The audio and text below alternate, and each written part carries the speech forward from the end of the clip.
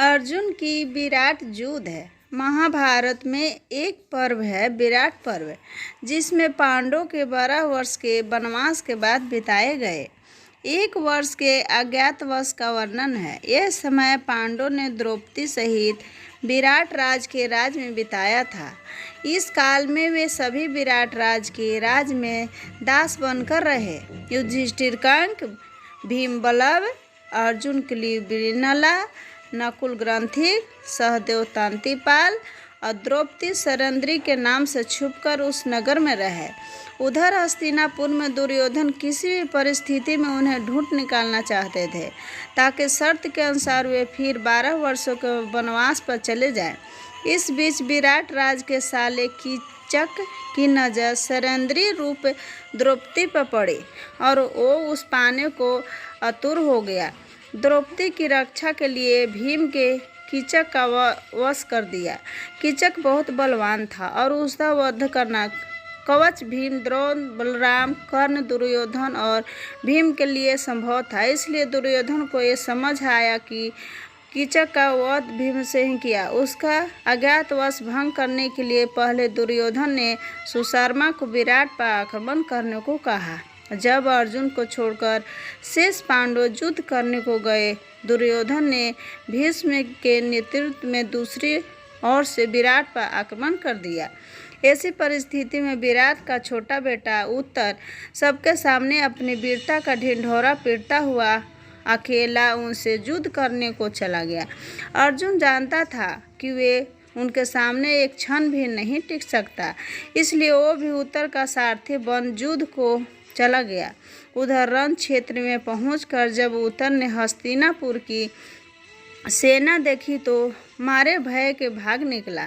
अर्जुन ने उसे पकड़ा और उसे समझाया कि इस प्रकार भागना क्षत्रियों को शोभा नहीं देता।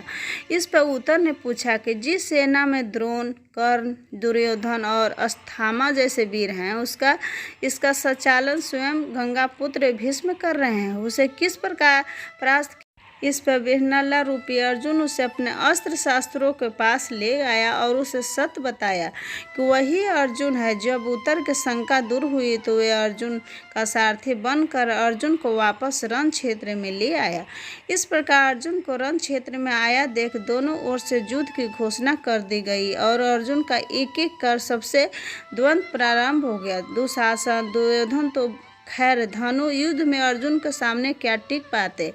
उन्हें बहुत बड़ी जल्दी हराकर अर्जुन अस्थामा से युद्ध करने लगा। वो एक उत्कृष्ट योद्धा था, किंतु अर्जुन से पार नहीं पा सका। कर्ण उसका युद्ध टक्कर का था। बड़ी देर तक युद्ध चलते रहने के पश्चात भी कोई निर्णय नहीं हो पाया, किंतु अंततः अर्जुन ने कर्ण का रथ पीछे हटा दिया। इन योद्धाओं लड़ते हुए अर्जुन भी थक चुका था। इसी कारण युद्ध को जल्दी समाप्त करने के लिए उसने दिव्य शास्त्र का प्रयोग का निश्चय किया। अर्जुन ने वहां उपस्थित सभी योद्धाओं पर सम्मोहन शास्त्र का प्रयोग किया, जिससे कुछ समय के लिए सभी की चेतना जाती रही। उत्तर ने अपनी बहन उत्तरा के खिलौना के लिए कुरुच योद्धाओं के वस्त्र लाने का वचन दिया, इसलिए अर्जुन ने उसे सभी योद्धाओं को अंगत वस्त्र उतारने का आदेश दिया। महाभारत के विराट पर्व में इस बात का वर्णन है कि जब अर्जुन पितामह भीष्म को अचेत दिखता है तो उसे विश्वास नहीं होता। भीष्म अजय थे, उन्होंने आज तक एक भी युद्ध नहीं हारा था। वहाँ तक कि उसने गुरु विष्णु अवतार परशुराम भी उन्हें परास्त नहीं कर सके थे। विश्व में जितने भी दिव्य शास्त्र थे उनका पूरा ज्ञान है।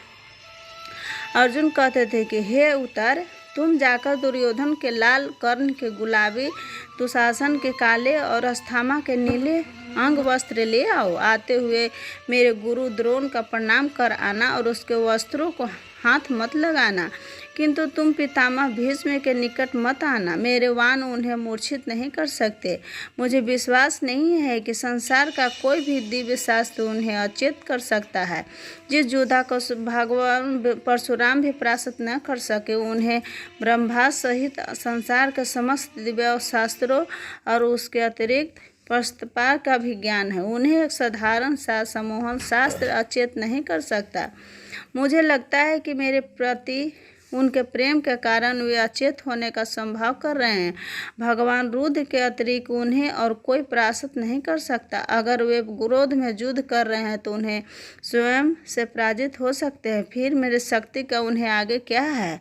उसके बाद उत्तर अर्जुन के आज्ञा अनुसार भीष्म और द्रोण के अतिरिक्त अन्य प्रयोग अंग शस्त्र ले आता है और प्रार्थना करता है कि अर्जुन उन सब का वध कर दे, किंतु अर्जुन निशस्त्र योद्धाओं की हत्या करने से मना कर देते हैं। थोड़ी देर बाद जब उनकी मूर्छा दूर होती है तो दुर्योधन भीष्म से कहता है कि पांडवों का अज्ञातवश भंग हो गया। इसमें भीष्म कहते हैं कि उनका अज्ञातवश आज से 1 माह पूर्व में समाप्त हो गया था, किंतु दुर्योधन के न मानने पर आगे की कथा सबको पता ही है। महाभारत के भीष्म पर भी इसका विवरण है। यहाँ तक कि जब महाभारत में अर्जुन शिखंडी के आड़ लेकर भीष्म को धराशायी करते हैं तो उस समय भी अर्जुन अपने धिक्कारते हैं, पर भीष्म कहते हैं कि जिस प्रकार तुमने विराट युद्ध में मुझे परास्त कर दिया है, उसी प्रकार युद्ध में तुमने मुझे परास्त कर दिया। जिस प्रकार मड़की के बच्चे अपने माता का शरीर को चीर कर बाहर आते हैं,